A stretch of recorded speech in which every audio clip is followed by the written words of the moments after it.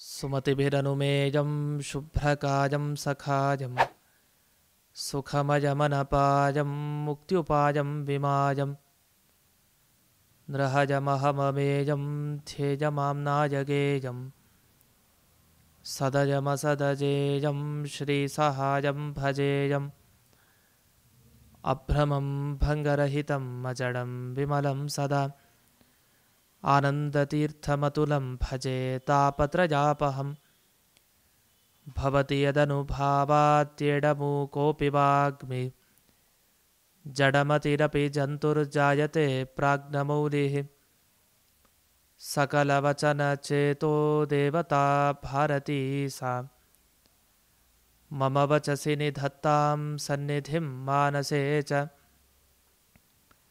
ಮಿಥ್ಯಾ ಸಿದ್ಧಾಂತದುಧ್ವಾಂತವಿಧ್ವಂಸನ ವಿಚಕ್ಷಣಃ ಜಯತೀರ್ಥಾಖ್ಯತರಣಿರ್ಭಾಸತಾಂ ನೋ ಹೃದಂಬರೆ ಅರ್ಥಿಕಲ್ಪಿತಕಲ್ಪೋಯಂ ಪ್ರತ್ಯರ್ಥಿಗಜಕೇಸರಿ ವ್ಯಾಸತೀರ್ಥಗುರುರ್ಭೂಜಾದಸ್ಮದಿಷ್ಟಾರ್ಥಸಿದ್ಧಜೆ ಪೂಜ್ಯಾಯ ರಾಘವೇಂದ್ರಾಯ ಸತ್ಯಧರ್ಮರತಾಯ ಚ ಭಜತಾಂ ಕಲ್ಪವೃಕ್ಷಾಯ ನಮತಾಂ ಕಾಮಧೇನವೇ ತಪಸ್ವಾಧ್ಯಾಯ ಶುಶ್ರೂಷಾ ಕೃಷ್ಣಪೂಜಾರತಂ ಮುನಿಂ ವಿಶ್ವೇಶಮಿಷ್ಟದಂ ವಂದೇ ಪರಿವ್ರಾಟ್ ಚಕ್ರವರ್ತಿನಂ ಶ್ರೀಗುರುಭ್ಯೋ ನಮಃ ಹರಿ ಓಂ. ಇಂದಿನ ದಿವಸ ನಮ್ಮೆಲ್ಲರಿಗೂ ತಂದೆಯೂ ಹೌದು, ಗುರುವೂ ಹೌದು, ತಾಯಿಯೂ ಹೌದು.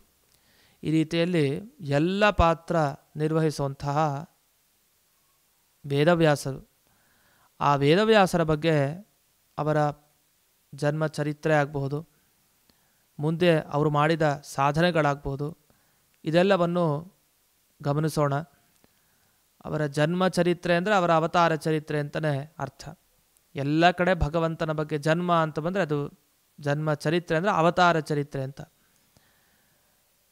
ಅಲ್ಲ. ವೇದವ್ಯಾಸರು ಒಬ್ಬ ಋಷಿಗಳಲ್ವ, ಅವರು ಭಗವಂತನೇ ಅಂದರೆ ಮೊದಲು ನಮಗೆ ತಲೆಯಲ್ಲಿ ಏನು ಬರಬೇಕು ಅಂದರೆ ವೇದವ್ಯಾಸರು ಅವರು ಸಾಮಾನ್ಯವಾದ ಒಬ್ಬ ಋಷಿ ಅಲ್ಲ, ಬೇರೆ ಥರ. ವಿಶ್ವಾಮಿತ್ರ ಋಷಿಗಳು, ವಸಿಷ್ಠ ಋಷಿಗಳು, ಸ್ವಯಂ ಪರಾಶರರು ಅವರ ತಂದೆ, ಆ ಥರ ಒಬ್ಬ ಸಾಮಾನ್ಯ ಋಷಿ ಅಲ್ಲ. ನಿಜವಾಗಿ ದೇವರೇ ಆ ವೇದವ್ಯಾಸ ರೂಪದಲ್ಲಿ ಬಂದಿತ್ತು. ಒಂದು ಮಾತು ಸಾಕಂತೆ ನಾವು ವೇದವ್ಯಾಸರು ದೇವರಂತ ಕಂಡುಹಿಡಿಲಿಕ್ಕೆ. ಕೋಹ್ಯನ್ಯ ಪುಂಡರೀಕಾಕ್ಷಾತ್ ಮಹಾಭಾರತ ಕೃತ್ ಭವೇತ್ ಅಂತ ಹೇಳಿದೆ. ಆ ಪುಂಡರೀಕಾಕ್ಷರನ್ನು ಬಿಟ್ಟು ಇನ್ಯಾರು ತಾನೇ ಮಹಾಭಾರತ ಬರೀಲಿಕ್ಕೆ ಸಾಧ್ಯ? ಲಕ್ಷ ಶ್ಲೋಕಗಳಂತಹ ಮಹಾಭಾರತ ತಾವು ರಚನೆ ಮಾಡಬೇಕು ಅಂತಾದರೆ ನಿಜವಾಗಿ ಅದು ಪರಮಾತ್ಮನೇ ಆಗಿರಬೇಕು. ಅದು ಬರೀಬೇಕು ಅಂತಂದರೆ ವೇದವ್ಯಾಸರು ಬರಲಿಲ್ವಲ್ಲ ಅಂತ, ಅಂದರೆ ರಚನೆ ಮಾಡಿದ್ದು ಅಂತ. ಬರೆದಿದ್ದು ಗಣೇಶ. ಅಂತೂ ಮಹಾಭಾರತದಂತಹ ಉತ್ಕೃಷ್ಟ ಗ್ರಂಥವನ್ನು, ಲಕ್ಷ ಗ್ರಂಥವನ್ನು ರಚನೆ ಮಾಡಬೇಕು ಅಂತಾದರೆ ಅವರು ವೇದವ್ಯಾಸರು ಭಗವಂತನೇ ಆಗಿರಬೇಕು. ಮತ್ತು ವ್ಯಾಸೋಚ್ಚಿಷ್ಟಂ ಜಗತ್ಸರ್ವಂ ಅಂತ ಬಹಳ ಪ್ರಸಿದ್ಧವಾದ ಮಾತಿದೆ. ಏನು ಬಂದರೂ ಜಗತ್ತಿನಲ್ಲಿ ಏನಿದ್ರು ವಾಂಗ್ಮಯ ಅದೆಲ್ಲ ವೇದವ್ಯಾಸರಿಂದಲೇ ಬಂದಿದ್ದಷ್ಟೇ. ಅವ್ರು ಹೇಳಿದ್ದೆ ನೀವು ಬೆಳೆಸ್ಕೊಂಡು ಹೋಗ್ತಾ ಇರೋದು. ಅವ್ರು ಹೇಳದೇ ಇರೋವಂಥ ವಿಷಯ ಏನೂ ಕೂಡ ಇಲ್ಲ ಎಲ್ಲೂ. ಏನಾರು ಇದೇ ಜಗತ್ತಿನಲ್ಲಿ ಅಂದರೆ ಅದು ಎಲ್ಲವೂ ಆ ವೇದವ್ಯಾಸರ ಗ್ರಂಥಗಳಲ್ಲೇ ಇರೋದು. ಅಷ್ಟು ವ್ಯಾಸೋಚ್ಚಿಷ್ಟಂ ಜಗತ್ ಸರ್ವಂ ಅಂತ, ಇಡೀ ಸಮಗ್ರ ಜಗತ್ತು ವ್ಯಾಸರ ಉಚ್ಚಿಷ್ಟ, ಏನು ಬಂದರೂ ಅಲ್ಲಿಂದನೇ ಬಂದಿರೋದು ಅಂತ. ಇಷ್ಟು ವೇದವ್ಯಾಸರ ಬಗ್ಗೆ ನಾವು ಕೇಳುವಂಥ ಮಾತುಗಳು.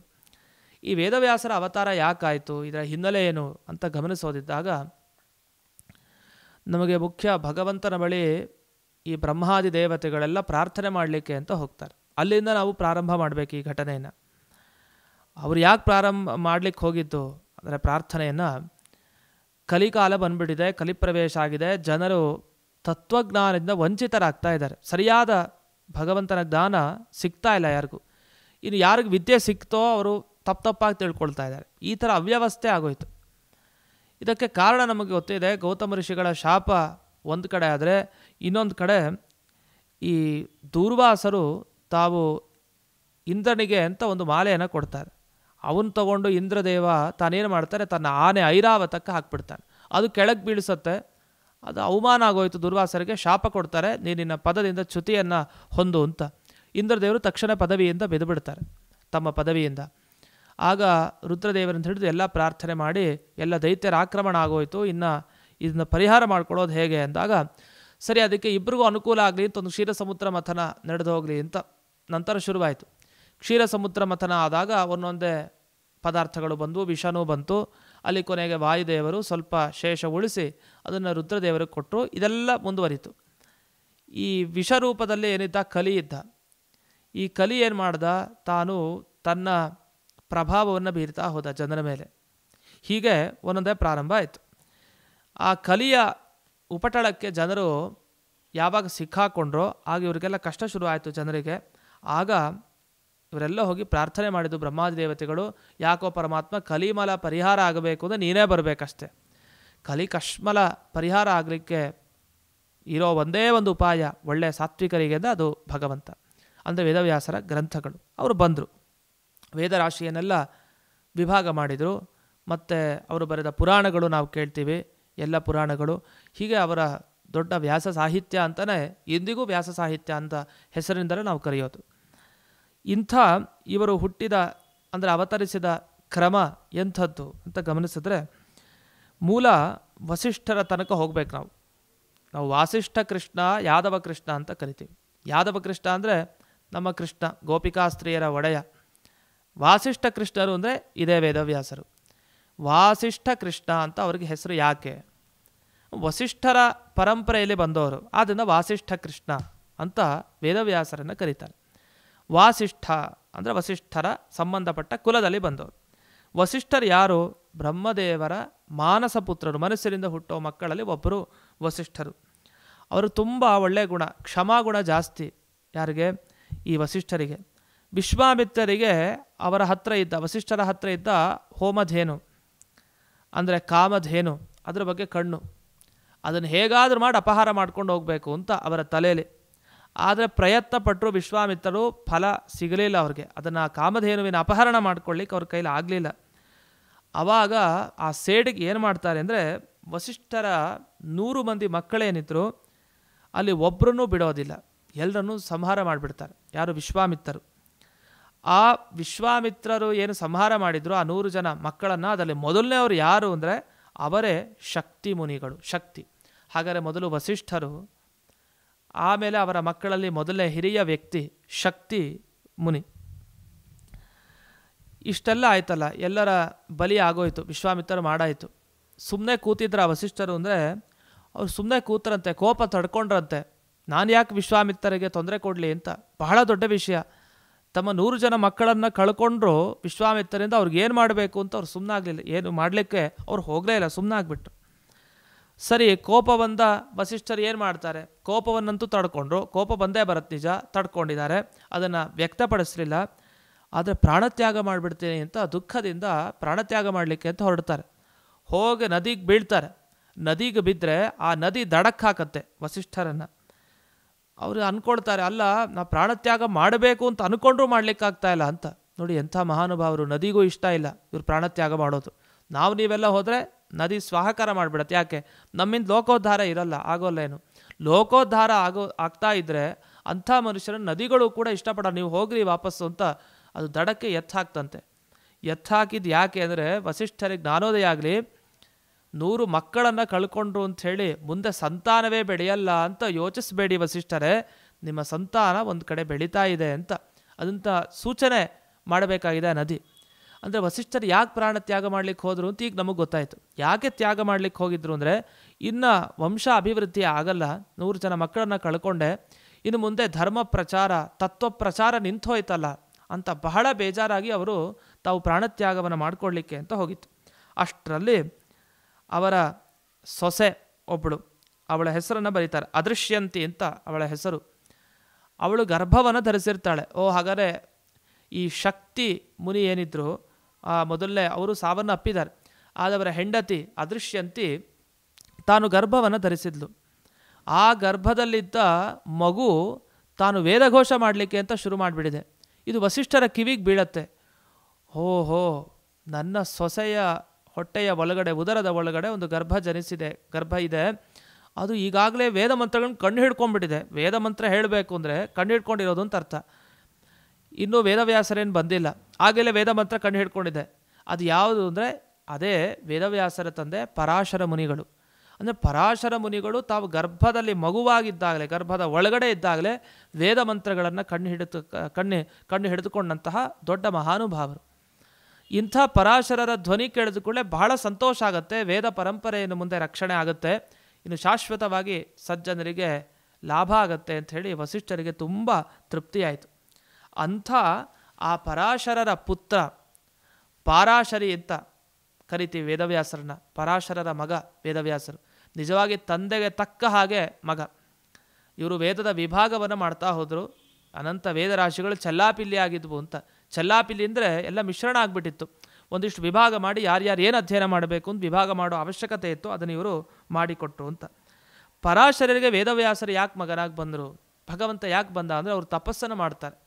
ಅವ್ರ ಉದ್ದೇಶ ಒಂದೇ, ಅವ್ರಿಗೆ ಗೊತ್ತಾಯಿತು ಇನ್ನು ಜಗತ್ತನ್ನು ಉದ್ಧಾರ ಮಾಡಬೇಕು ಅಂತ ಅದು ಭಗವಂತನೇ ಬರಬೇಕು ಅಂತ. ಏನಿಲ್ಲ ಭಗವಂತ ನೀನು ನನ್ನ ಮಗನಾಗಿ ಅವತಾರ ಮಾಡಬೇಕು ಅಂತ ನನ್ನ ಇಚ್ಛೆ ಅಂತ. ಆಯಿತು, ಅಪೇಕ್ಷೆ ಪೂರ್ಣೆ ಮಾಡ್ತೀನಿ ಅಂತ ಒಂದು ತಥಾಸ್ತು ಅಂತ ಭಗವಂತ ಹೇಳಿದ. ಸರಿ ಅಂತ ವೇದವ್ಯಾಸರಾಗಿ ಪರಾಶರರ ಮಗನಾಗಿ ಅವರು ಬರ್ತಾರೆ. ಆ ಬರೋ ಒಂದು ಸಂದರ್ಭನೂ ರೋಚಕದ ಸಂದರ್ಭ. ಎಲ್ಲಿ ಬರ್ತಾರೆ? ಸತ್ಯವತಿ ಸುತ ವಾಸವಿ ಸೂನು ಅಂತಲೇ ಪ್ರಸಿದ್ಧ ನಮ್ಮ ವೇದವ್ಯಾಸರು. ವಾಸವಿ ಸೂನು ಅಂತ, ವಾಸವಿ ಅಂದರೆ ವಸುರಾಜನ ಮಗಳು ವಾಸವಿ ಅಂದರೆ ಸತ್ಯವತಿ. ಆ ಸತ್ಯವತಿಯ ಸೂನು ಮಗ ವೇದವ್ಯಾಸರು.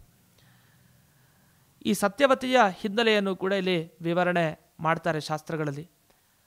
ಸತ್ಯವತಿ ಹೇಗೆ ಬಂದಳು ಅಂತ ನಮಗೆ ಇಷ್ಟು ನೆನಪಿರಲಿ. ಸತ್ಯವತಿ ದಾಶರಾಜನ ಮಗಳು, ಜೊತೆಗೆ ವಸು, ಉಪರಿಚರ ವಸು ಅಂತ ಇದ್ದಾರೆ. ಆ ಉಪರಿಚರ ವಸುವಿನ ಮಗಳು ಸತ್ಯವತಿ, ಇಬ್ಬರ ಮಗಳು.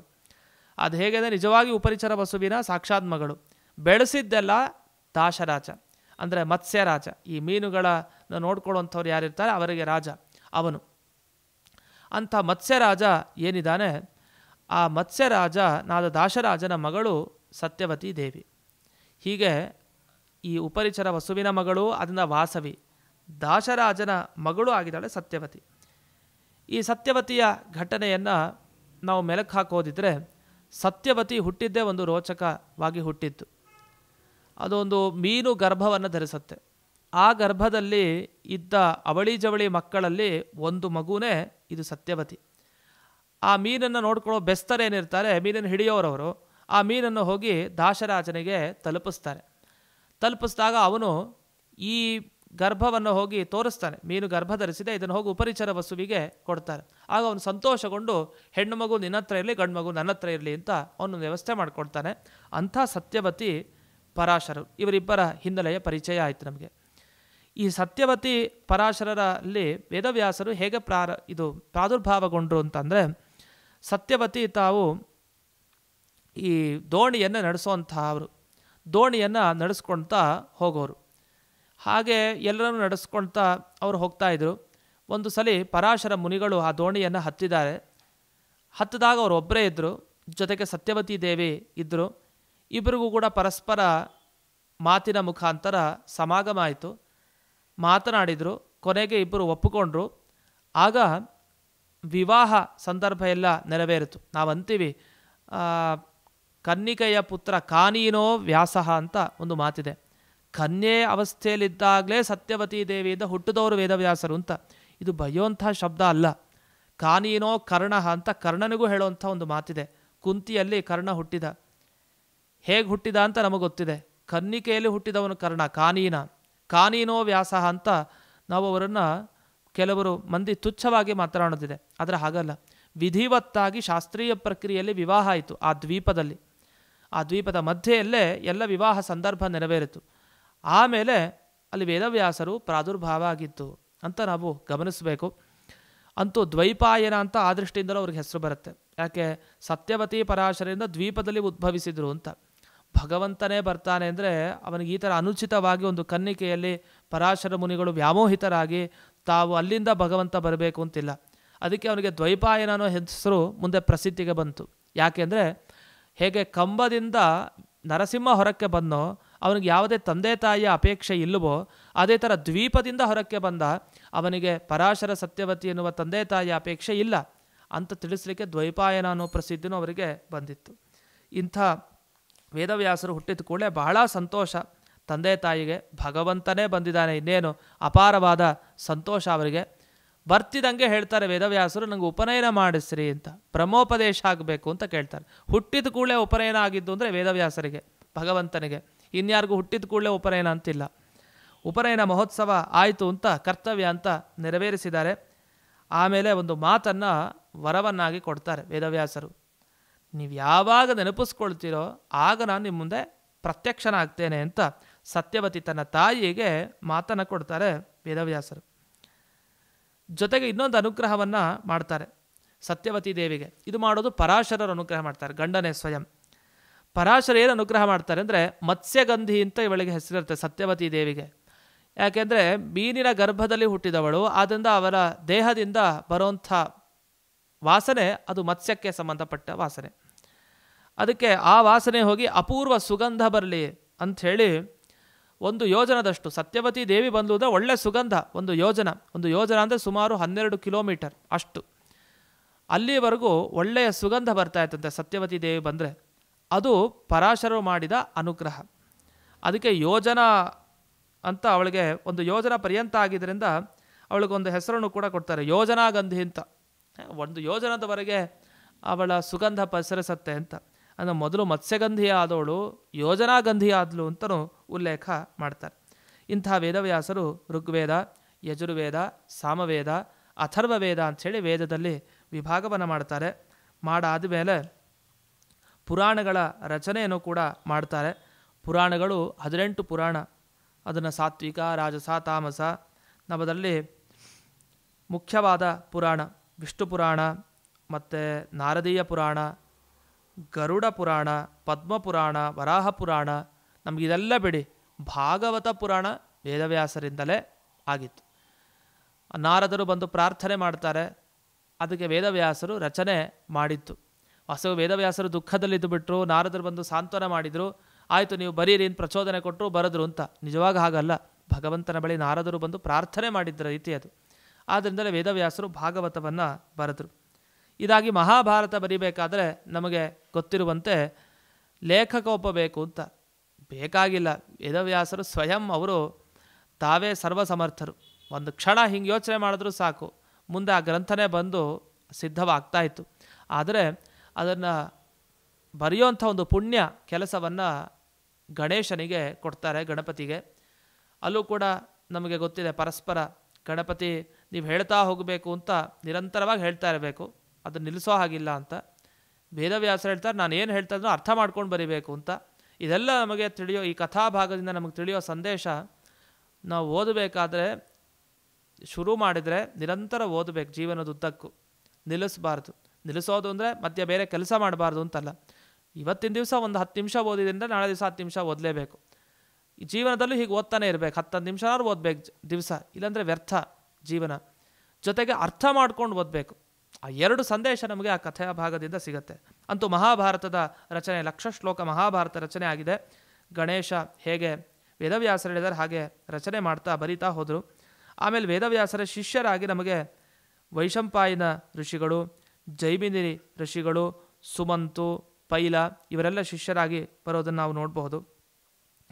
ಹೀಗೆ ವೇದವ್ಯಾಸರು ಉದ್ಧಾರ ಮಾಡ್ತಾ ಹೋಗ್ತಾ ಒಂದು ಸಂದರ್ಭದಲ್ಲಿ ಅವರ ಮಹಿಮೆಯನ್ನು ಹೇಳ್ತಾರೆ. ಕ್ರಿಮಿಯಿಂದ ರಾಜ್ಯವಾಳಿಸಿದೆ ಅಂತ. ಒಂದು ಕ್ರಿಮಿ, ಒಂದು ಚಿಕ್ಕ ಕ್ರಿಮಿಯಿಂದ ರಾಜ್ಯವನ್ನೇ ಆಳಿಸ್ತಾರೆ ವೇದವ್ಯಾಸರು ಅಂತ ಒಂದು ವಿಚಿತ್ರ ಪ್ರಸಂಗ. ಅವರು ಲೋಕೋದ್ಧಾರ ಮಾಡಲಿಕ್ಕೆ ಅಂತ ಸಂಚಾರ ಮಾಡ್ತಾ ಇದ್ರು ವೇದವ್ಯಾಸರು. ಮಧ್ಯಕ್ಕೊಂದು ಕ್ರಿಮಿ ಅದೇನಾಯಿತು, ಒಂದು ಬಂಡಿ ಆಚೆಯಿಂದ ಬರ್ತಾಯಿತ್ತು. ಈ ಚಿಕ್ಕ ಕ್ರಿಮಿ ಏನಾಯಿತು, ಆಚೆ ತನ್ನ ಪ್ರಾಣ ಉಳಿಸ್ಕೊಳ್ಳಿಕ್ಕೆ ಅಂತ ತಕ್ಷಣ ಈ ಕಡೆ ಬಂದ್ಬಿಡ್ತಂತೆ ಹಾರ್ಕೊಂಡು. ಅದು ಬರ್ತಾಯಿದ್ದ ಬಂಡಿ ತಪ್ಪಿಸ್ಕೊಂಡು ಈ ಕಡೆ ಸರ್ಕೊಳ್ತು.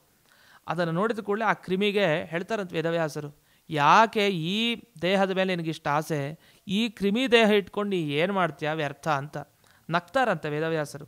ಅದಕ್ಕೆ ಅದು ಹೇಳತ್ತಂತೆ, ಏನೇ ಆಗಲಿ ನನಗೆ ದೊಡ್ಡ ಸಾಧನೆ ಏನೋ ಈ ದೇಹದಿಂದ ನನಗೆ ಮಾಡಲಿಕ್ಕಾಗಲ್ಲ, ಆದರೆ ಯಾಕೋ ನನ್ನ ದೇಹದ ಮೇಲೆ ವ್ಯಾಮೋಹ ನನಗೆ ಹೋಗ್ತಾ ಇಲ್ಲ ಅಂತ. ಅಂದರೆ ಯಾವುದೇ ಕ್ರಿಮಿ, ಪಶು, ಪಕ್ಷಿ ಯಾವುದೇ ಇರಲಿ, ತಮ್ಮ ದೇಹದ ಮೇಲೆ ಅವುಗಳಿಗೆ ವ್ಯಾಮೋಹ ಇದ್ದೇ ಇರುತ್ತೆ. ಇದು ಮನುಷ್ಯನಿಗೆ ಮಾತ್ರ ಅಲ್ಲ, ಬೇರೆ ಜಾತಿ ಪ್ರಾಣಿಗಳಿಗೂ ಇರ್ತವೆ. ಕ್ರಿಮಿಗೂ ಅಂತಹ ಒಂದು ಭಾರೀ ಮಮತೆ ಮೋಹ ಇದೆ. ಅದನ್ನು ನೋಡಿ, ಆಯಿತು ನಾನು ಬಂದಿದ್ದೇನೆ, ನೀನು ನಿಜವಾಗಿ ಏನು ನಿನಗೆ ಅನಿಸಿದೆಯೋ ಅದನ್ನು ನೇರವಾಗಿ ಉತ್ತರ ಕೊಟ್ಟು ನಿನ್ನ ಪ್ರಾಮಾಣಿಕತೆ ನಂಗೆ ಬಹಳ ಸಂತೋಷ ಆಯಿತು, ಅದಕ್ಕೆ ನಿನಗೆ ಒಂದು ವರ ಕೊಡ್ತೀನಿ. ಏನಿಲ್ಲ, ಏನು ವರ ಕೊಡ್ತೀನಿ ಅಂದರೆ ಈ ದೇಹ ನೀನು ಬಿಟ್ಬಿಡು, ರಾಜನಾಗು ಅಂತ. ಅದಕ್ಕೆ ಅದು ಹೇಳತ್ತಂತೆ, ನಾನು ನಿಮ್ಮ ಅನುಗ್ರಹವನ್ನು ಪಡಿತಾ ಇದ್ದೀನಿ, ನಿಜ ನನಗೆ ಬಹಳ ಸಂತೋಷ ಇದೆ, ನಿಮ್ಮ ಅನುಗ್ರಹದಂತೆ ನಾನು ರಾಜನಾಗ್ತೇನೆ. ಆದರೆ ಈ ಕೀಟ ದೇಹ ಬಿಟ್ಟು, ಕ್ರಿಮಿ ದೇಹ ಬಿಟ್ಟು ರಾಜನಾಗು ನೀವು ಹೇಳ್ತೀರ, ಅದು ನನಗೆ ಇಷ್ಟ ಇಲ್ಲ ಅಂತ. ಅದಕ್ಕೆ ಆಶ್ಚರ್ಯ, ಅಲ್ಲ ಕ್ರಿಮಿ ದೇಹ ಬಿಟ್ಟರೆ ರಾಜನಾಗ್ಲಿಕ್ಕೆ ಸಾಧ್ಯ, ಕ್ರಿಮಿಯಾಗಿದ್ದ ರಾಜ ಹೇಗಾಗ್ಲಿಕ್ಕೆ ಸಾಧ್ಯ? ಒಂದು ಕೀಟ, ಒಂದು ಚಿಕ್ಕದು ಪ್ರಾಣಿ, ಅದು ಹೇಗೆ ಒಬ್ಬ ರಾಜನಾಗ್ಲಿಕ್ಕೆ ಸಾಧ್ಯ? ಅದಕ್ಕೆ ಇನ್ನೂ ವ್ಯಾಮೋಹ ಹೋಗಿಲ್ಲ ನೋಡಿ. ವೇದವ್ಯಾಸರು ಮೊದಲು ನಕ್ಕಿರೋದಕ್ಕಿಂತ ಇನ್ನೂ ಜಾಸ್ತಿ ನಕ್ಕಿರ್ತಾರೆ ಈ ಸಂದರ್ಭದಲ್ಲಿ. ನಾನು ವರ ಕೊಟ್ಟರು ಕೂಡ ರಾಜನಾಗು, ನಿನಗೆ ಒಳ್ಳೇದಾಗತ್ತೆ ಅಂದರು, ನಾ ಕ್ರಿಮಿಯಾಗಿದ್ದೇ ರಾಜನಾಗಬೇಕು ಅಷ್ಟೇ ಅಂತ ಅದು ಬಯಸ್ತಾ ಇದೆ. ನಾ ಕ್ರಿಮಿ ದೇಹ ಮಾತ್ರ ಬಿಡ್ಲಿಕ್ಕೆ ನನಗೆ ಇಷ್ಟ ಇಲ್ಲ ಅಂತ. ಆಯಿತು, ಈ ದೇಹದಿಂದಲೇ ನಿನ್ನ ರಾಜನನ್ನಾಗಿ ಮಾಡ್ತೇನೆ ಅಂತ. ಹಾಗಾದ್ರೆ ಅನುಗ್ರಹವನ್ನು ಬಯಸ್ತು. ನಮ್ಮ ಥರ ನಾವು ಬಿಡಲ್ಲ, ನಿಮ್ಮ ಅನುಗ್ರಹನೂ ಬೇಕು ಅಂತ. ಮನುಷ್ಯರೆಲ್ಲ ಹಾಗೆ, ದೇವರು ಬಂದು ಎಷ್ಟು ಸಲ ಹೇಳ್ತಾನೆ, ಗುರುಗಳು ಬಂದು ಎಷ್ಟು ಸಲ ಎಚ್ಚರ ಕೊಡ್ತಾರೆ, ಬಿಟ್ಬಿಡ್ಬೇಕು ನಮ್ಮ ಥರನ, ಬಿಟ್ಟರೆ ನಮ್ಗೆ ಅನುಗ್ರಹ ಆಗುತ್ತೆ, ಅದು ನಾವು ಕೇಳೋದಿಲ್ಲ. ಈ ಕ್ರಿಮಿ ಥರನೇ. ಆದರೂ ಅವರ ಕಾರುಣ್ಯ ನಮ್ಮನ್ನು ಉದ್ಧಾರ ಮಾಡ್ತಾ ಇದ್ದಾರೆ. ಸರಿ, ಆಮೇಲೆ ಕ್ರಿಮಿಯನ್ನು ವೇದವ್ಯಾಸರು ಸ್ವಯಂ ರಾಜನನ್ನಾಗಿ ಮಾಡ್ತಾರಂತೆ. ರಾಜನನ್ನಾಗಿ ಮಾಡಿದ್ಮೇಲೆ ಆಶ್ಚರ್ಯ, ಕ್ರಿಮಿ ರಾಜ್ಯವನ್ನು ಆಳತ್ತಂತೆ ಆ ಕಾಲದಲ್ಲಿ. ಆಶ್ಚರ್ಯವಾದ ವಿಷಯ. ಅದಕ್ಕೆ ಭಗವಂತನಿಗೆ ಒಂದು ಮಾತು ಇದೆ, ಕರ್ತುಂ ಅಕರ್ತುಂ ಅನ್ಯಥಾ ಕರ್ತುಮಪಿ ಸಮರ್ಥ. ಅವನು ಏನು ಬೇಕಾದರೂ ಮಾಡಲಿಕ್ಕೆ ಅವನು ಸಮರ್ಥ. ಮಾಡಿಸದೇ ಇರೋದಕ್ಕೂ ಆಗುತ್ತೆ ಅವನ ಕೈಲಿ. ಇವನ ಕೈಲಿ ಮಾಡಿಸ್ಬಾರ್ದು ಅಂದರೆ ಮಾಡಿಸಲ್ಲ, ಮಾಡಿಸ್ಬೋದು ಅವನ ಕೈಲಿ ಮಾಡಿಸ್ತಾನೆ. ಹೀಗೇನು ಬೇಕಾದ್ರೂ ಅವನಿಗೆ ಶಕ್ತಿ ಇದೆ. ಸರಿ, ವೇದವ್ಯಾಸರು ಹೇಳ್ತಾರಂತೆ, ನಿನಗೆ ರಾಜನ ಯೋಗವನ್ನು ನಾನು ಕೊಟ್ಟಿದ್ದೇನೆ, ಈ ಜನ್ಮದಲ್ಲೇ ನಿನಗೆ ಮುಕ್ತಿಯನ್ನು ಕರುಣಿಸಬಹುದಿತ್ತು, ಆದರೆ ನಾನು ಈ ಜನ್ಮದಲ್ಲಿ ನಿನಗೆ ಮುಕ್ತಿ ಕೊಡಲ್ಲ. ಯಾಕೆಂದರೆ ಯಾವುದೇ ಮನುಷ್ಯರಿಗೂ ಒಂದು ಜನ್ಮ ಅಂತಿರುತ್ತೆ, ಆ ಜನ್ಮ ಬಂದ ಮೇಲೆ ಅವನು ಮುಕ್ತಿ ಅಂತಿರುತ್ತೆ. ನಿನಗೆ ಇನ್ನೊಂದು ಜನ್ಮ ಬರಲಿಕ್ಕಿದೆ, ಆ ಜನ್ಮ ಬಂದರೆ ನೀನು ಮೋಕ್ಷಕ್ಕೆ ಹೋಗ್ತೀಯಾ. ಆದರೆ ನೀನು ಈ ಕೀಟನವಾಗಿ ಯಾಕಾಗಿದೆಯಾ ಅಂದರೆ ಹಿಂದಿನ ಜನ್ಮದಲ್ಲಿ ಲೋಭತನ, ಜಿಪುಣತನ ಜಾಸ್ತಿ ಮಾಡಿದೆ, ಅದಕ್ಕೋಸ್ಕರ ಈ ಕೀಟ ಜನ್ಮ ಬಂದಿದೆ ಅಂತ ಎಚ್ಚರಿಸ್ತಾರೆ. ಇಷ್ಟಾಗಿ ಈ ಪ್ರಸಂಗ ಇಲ್ಲಿಗೆ ಮುಕ್ತಾಯ ಆಗುತ್ತೆ. ಇನ್ನು ವೇದವ್ಯಾಸರ ಮಗನೇ ಶುಕಾಚಾರ್ಯರು. ನಾವು ಘೃತಾಚಿ ಎನ್ನುವ ಗಿಳಿಯನ್ನು ನೋಡಿದ್ರು, ವ್ಯಾಮೋಹಿತರಾದರು, ಅಲ್ಲಿ ಶುಕಾಚಾರ್ಯರು ಹುಟ್ಟಿದ್ರು ಅಂತ. ಆದರೆ ಘೃತಾಚಿ ಅಂತ ನಿಜವಾಗಿ ಅಪ್ಸರಾ ಸ್ತ್ರೀ ಅಂತೆ. ಆ ಅಪ್ಸರಾ ಸ್ತ್ರೀ ತಾನು ಈ ವೇಷವನ್ನು ತೊಟ್ಕೊಂಡು ಬಂದಿರ್ತಾಳೆ. ವೇದವ್ಯಾಸರ ಮುಖಾಂತರ ಅವಳು ಒಂದು ಸಂತಾನವನ್ನು ಪಡಿಬೇಕು. ಅವಳಿಗೆ ನಾಚಿಕೆಯಾಗಿ ಚಿಕ್ಕ ಗಿಳಿಯಾಗಿ ರೂಪದಲ್ಲಿ ಬಂದಿರ್ತಾಳೆ. ವೇದವ್ಯಾಸರು ಅದರ ಮೇಲೆ ವ್ಯಾಮೋಹಿತರಾಗಿ ಸಂಗ ಮಾಡಿ ಈ ರೀತಿ ಮಗು ಶುಕಾಚಾರ್ಯರಾಗಿ ಬಂದಿದ್ದು ಅಂತ ಹೀಗೆ ನಾವು ಭಾವಿಸಬಾರ್ದು. ಎಲ್ಲಿ ವೇದವ್ಯಾಸರು, ಎಲ್ಲಿ ಈ ಘೃತಾಚಿ, ಎಲ್ಲಿ ನಮ್ಮ ಶುಕಾಚಾರ್ಯರು. ಆದ್ದರಿಂದ ಅವರು ಅನುಗ್ರಹ ಮಾಡಿದರು, ಅದರ ಫಲವಾಗಿ ಶುಕಾಚಾರ್ಯರು ಜನಿಸಿದರು. ಇಂದಿನ ದಿವಸ ಶುಕಾಚಾರ್ಯ ನಾವು ನೆನಪಿಸ್ಕೊಳ್ತಾ ಇದ್ದೀವಿ, ಅಂತಹ ಮಹಾನುಭಾವರು. ಹೀಗೆ ಶುಕಾಚಾರ್ಯರ ಅವತಾರ ಆಯಿತು. ಇನ್ನು ಅವರ ಶಿಷ್ಯ ಪರಂಪರೆಯನ್ನು ಕೂಡ ನಾವು ನೋಡಿದ್ವಿ. ಇನ್ನು ಕುರುವಂಶದ ಉದ್ಧಾರವೂ ಇದೇ ವೇದವ್ಯಾಸರಿಂದ ಆಗಿತ್ತು. ಧೃತರಾಷ್ಟ್ರ, ಪಾಂಡು ನಾವು ನೆನಪಿಸ್ಕೊಳ್ತಾ ಇದ್ದೀವಿ ಅಂದರೆ ಸತ್ಯವತಿ ದೇವಿ ಕೇಳಿದ್ದಕ್ಕೆ ಅನುಗುಣವಾಗಿ ಅಂಬಿಕೆಯ ಮುಖಾಂತರ ನಮಗೆ ಜಗತ್ತಿಗೆ ಅಲ್ಲಿಂದ ಶುರು ಮಾಡಿದರು.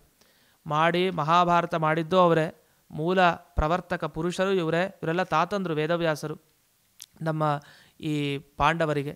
ಈ ರೀತಿ ವೇದವ್ಯಾಸರ ಕುರಿತಾಗಿ ವೇದ ರಾಶಿಯ ವಿಭಾಗ, ಪುರಾಣಗಳ ರಚನೆ ಮತ್ತು ಇಡೀ ಮಹಾಭಾರತದ ರಚನೆ, ಇದುವರೆಗೂ ನಮಗೆ ಭಾಗವತ, ಮಹಾಭಾರತ, ಸಮಗ್ರ ಏನು ಸಾಹಿತ್ಯ, ಜ್ಞಾನ ಸಾಹಿತ್ಯ ಏನು ಸಿಗ್ತಾ ಇದೆ, ಎಲ್ಲದಕ್ಕೂ ಮೂಲ ಪುರುಷ ಇದೇ ವೇದವ್ಯಾಸರು. ಹೀಗೆ ಆ ವೇದವ್ಯಾಸರು ತಾವು ನಿರ್ಯಾಣ ಮಾಡಿದ್ದು ಅಂತಿಲ್ಲ. ಭಗವಂತ ನಿರ್ಯಾಣ ಮಾಡೋದಿಲ್ಲ. ಉತ್ತರ ಬದರಿಯಲ್ಲಿ ಅವನು ನೆಲೆಸಿದ್ದಾನೆ. ಉತ್ತರ ಬದರಿಲಿದ್ದು ಮುನಿಗಳಿಗೆಲ್ಲ ಉಪದೇಶವನ್ನು ನೀಡುತ್ತಾ ವೇದವ್ಯಾಸರು ಮಧ್ವಾಚಾರ್ಯರಿಗೆ ಅನುಗ್ರಹ ಮಾಡ್ತಾ ಮುಂದಕ್ಕೆ ಅವರ ಮುಖಾಂತರ ಹಲವು ಗ್ರಂಥಗಳನ್ನು, ಮಹಾಭಾರತ ತಾತ್ಪರ್ಯ ನಿರ್ಣಯವನ್ನು ರಚನೆ ಮಾಡುವಂತೆ ವೇದವ್ಯಾಸರು ಅನುಗ್ರಹ ಮಾಡಿದರು. ಆ ಮಹಾಭಾರತ ತಾತ್ಪರ್ಯ ನಿಜವಾಗಿ ತಿಳಿಬೇಕು ಅಂದರೆ ಆಚಾರ್ಯರ ಮಹಾಭಾರತ ತಾತ್ಪರ್ಯ ನಿರ್ಣಯ ನೋಡಬೇಕು. ಹೀಗೆ ವೇದವ್ಯಾಸರು ಸಮಗ್ರ ಆಸ್ತಿಕ ಜಗತ್ತಿಗೆ ಅವರು ಕೊಟ್ಟ ಆ ಸಾಹಿತ್ಯ ಕೊಡುಗೆ ಇದೆಯಲ್ಲ, ಅದನ್ನು ನಾವು ಜೀವನದಲ್ಲಿ ಅದು ಓದಲಿಕ್ಕೆ ಸಾಧ್ಯ ಇಲ್ಲ, ಅಷ್ಟು ತುಂಬ ಇದೆ. ಆದರೆ ಅವರ ಅನುಗ್ರಹದಿಂದ ಏನು ತಿಳಿಬೇಕು, ನಾವೇನು ಓದಿದ್ರೆ ಅದೇನು ತಿಳ್ಕೊಳ್ಬೇಕು, ಅಷ್ಟನ್ನು ವೇದವ್ಯಾಸರು ನಮಗೆ ಅನುಗ್ರಹಿಸಲಿ. ಅವರ ಶ್ಲೋಕ ಬಹಳ ಪ್ರಸಿದ್ಧವಾದ ಶ್ಲೋಕ. ವೇದವ್ಯಾಸ ಗುಣಾವಾಸ ವಿದ್ಯಾಧೀಶ ಸತಾಂಬಶ ಮಾಂ ನಿರಾಶಂ ಗತಕ್ಲೇಶಂ ಕುರುವನಾಶಂ ಹರೇ ಅನಿಶಂ ಹರೇ ಅಂತ ಅಲ್ಲಿ ನೆನಪಿಸ್ಕೊಳ್ಳೋದಿದೆ. ವೇದವ್ಯಾಸ ಗುಣಾವಾಸ ವಿದ್ಯಾಧೀಶ ಸತಾಂಬಶ, ಸಜ್ಜನರಿಗೆ ವಶ ನೀನು, ವಿದ್ಯೆಗೆ ಅಧಿಪ. ಮಾಂ ನಿರಾಶಂ ನನ್ನ ಆಸೆ ಎಲ್ಲವನ್ನು ಈಡೇರಿಸು, ನನ್ನ ನಿರಾಶೆಯನ್ನು ಪರಿಹಾರ ಮಾಡು, ನನ್ನ ಕಷ್ಟಗಳನ್ನು ಪರಿಹಾರ ಮಾಡು, ಪೂರ್ತಿ ನನಗೆ ಯಾವಾಗಲೂ ಅನುಗ್ರಹ ಮಾಡ್ತಾ ಇರು ಅಂತ ಆ ವೇದವ್ಯಾಸರನ್ನು ಪ್ರಾರ್ಥನೆ ಮಾಡುವಂಥ ಪದ್ಯ. ಅಂಥ ವೇದವ್ಯಾಸರನ್ನು ಅವರ ಸ್ಮರಣೆ ಮಾಡೋ ಮುಖಾಂತರ, ಅವರ ಗ್ರಂಥಗಳ ಮುಖಾಂತರ ನಿರಂತರ ಅವರ ಆರಾಧನೆಯನ್ನು ಮಾಡೋಣ, ಅವರ ಅನುಗ್ರಹಕ್ಕೆ ಪಾತ್ರರಾಗೋಣ ಅಂತ ಹೇಳ್ತಾ ಇಂದಿನ ಈ ಉಪನ್ಯಾಸವನ್ನು ಅಸ್ಮದ್ ಗುರುವಂತರ್ಗತ ವ್ಯಾಸತೀರ್ಥ ಗುರುವಂತರ್ಗತ ಭಾರತೀರಮಣ ಮುಖ್ಯ ಪ್ರಾಣಾಂತರ್ಗತ ಶ್ರೀಮನ್ಮೂಲ ಗೋಪಾಲಕೃಷ್ಣನಿಗೆ ಅರ್ಪಣೆ ಮಾಡ್ತೇನೆ. ಶ್ರೀಕೃಷ್ಣಾರ್ಪಣಮಸ್ತು.